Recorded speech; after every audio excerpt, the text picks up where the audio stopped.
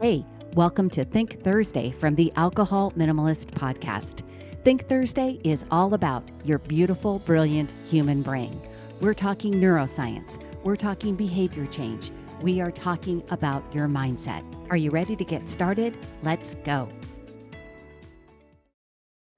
Hey, welcome back to Think Thursday from the Alcohol Minimalist.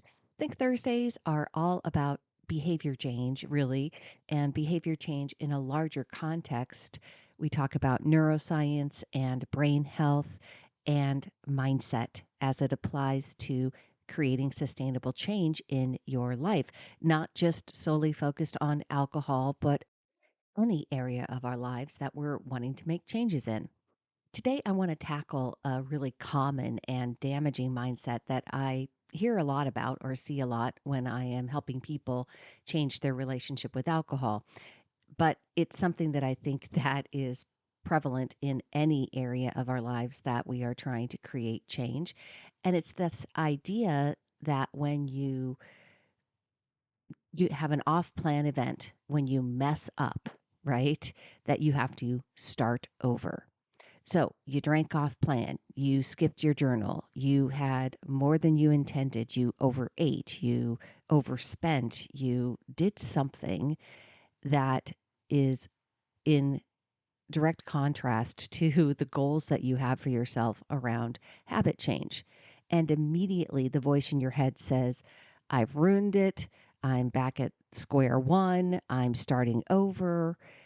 And I really want to help you reframe that completely today because the truth is that you are not behind. You're not starting over. You are actually evolving. And this idea of starting over is not only unhelpful, but it's actually really misleading, both emotionally and neurologically. And that's really the part I want to focus in on today. The belief that we need to start over after any off-plan moment doesn't really come from nowhere. In fact, it's rooted in how our culture has historically talked about recovery and specifically from the lens of Alcoholics Anonymous. Now, first of all, I just want to be clear. This is not an Alcoholics Anonymous bashing show. I am pro-choice when it comes to options for changing your drinking habits. And so if AA works for someone, then I am all about having them have that option. But AA has been a dominant force in shaping the public narrative around alcohol use disorder and recovery for nearly 90 years. And in the AA model, success is defined by one metric: total abstinence.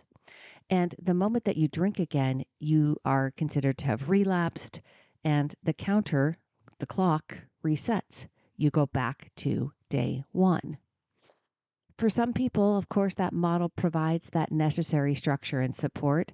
But for many of us, especially those working to build a peaceful, flexible, and more mindful relationship with alcohol, that binary thinking, that absolute model is not only unhelpful, it's harmful because it reinforces the idea that progress is erased with one misstep, that unless you're perfect, you fail.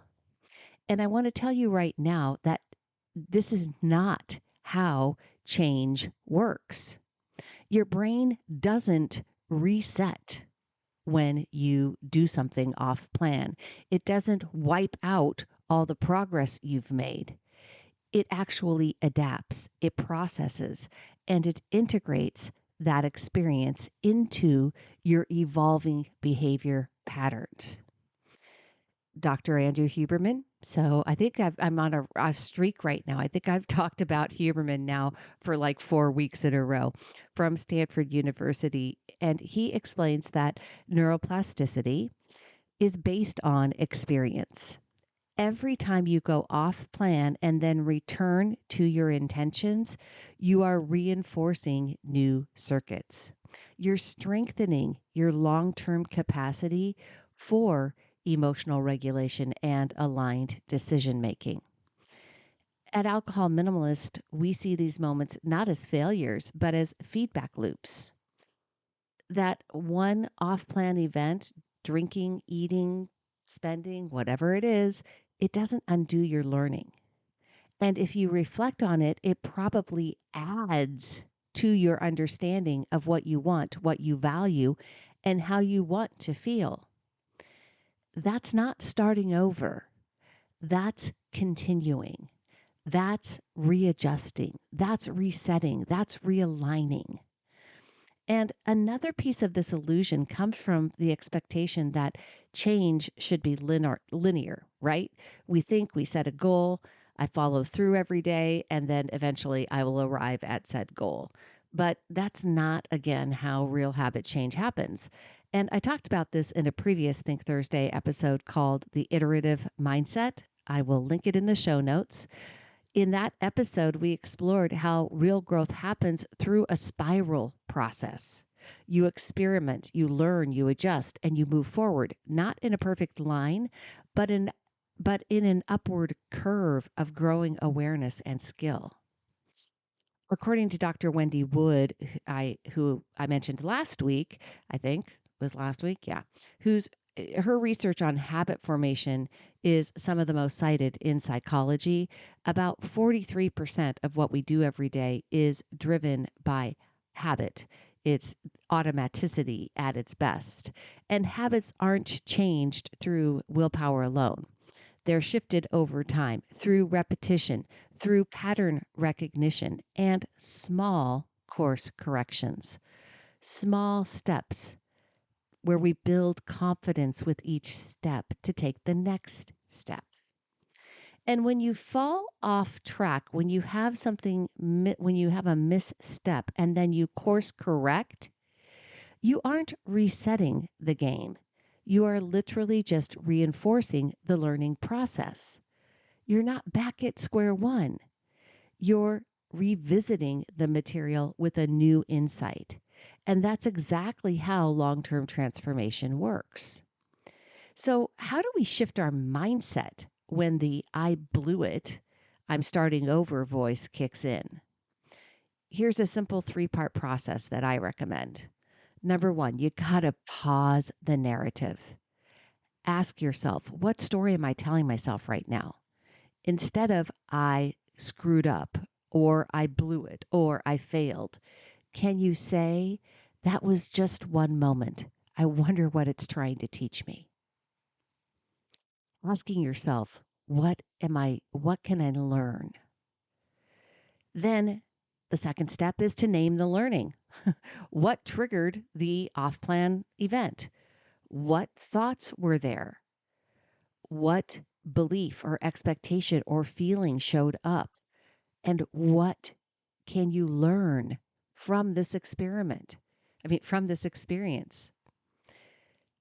This step is powerful because it keeps you in your prefrontal cortex, right? The rational learning center part of our brain. And it allows you to stay there instead of slipping into the shame and blame that is so prevalent in the lower brain.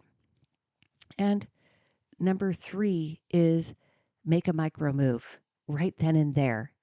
Don't wait until tomorrow. Don't wait until Monday. Don't wait until next month, next year. What's one thing you can do right now to return to your goals, to realign yourself? That's not starting over. That's choosing peace in the present moment. That is progress over perfection. And those micro moves, those small steps that you're willing to do in the moment when you catch yourself and you pause that narrative that you are trying to tell yourself, screw it, I blew it. Ask yourself, what's one small step that I'm willing to take right now? Here's something that might surprise you. Returning to your goal after those missteps, after the off plan events, actually can make your new habit, your new goal, your new behavior stronger. Why? Because it builds self-trust. It proves to your brain that you are someone who can recover, someone who can be flexible and still move forward. And that's powerful. Dr. Kristen Neff, who is I think, the leading researcher in terms of self compassion, has shown in multiple studies that people who treat themselves with kindness after a failure are more likely to persist with goals over time. They don't give up, they grow. And I know for some of you who feel like, being self compassionate is being too soft with yourself, that you got to be harder with yourself to get results, that this mindset shift is a real challenge. I get it. I used to be just like you. But if you understand that it's actually a way to help yourself succeed in the long run, because when you say, this doesn't mean I failed, it means I'm learning, you reinforce the neural circuits of resilience and not just resolution. I want you to really look at yourself and ask yourself if telling yourself that you're being too easy on yourself when you are expressing self compassion, when you are trying to forgive yourself and treat yourself with kindness, is it helping you to try to beat yourself with a stick and say, you screwed up, you failed? Nobody, most people do not take good action from that negative mindset. This is really one of the most powerful mindset shifts you can make about progress. It's about being present and returning again and again to what matters to you.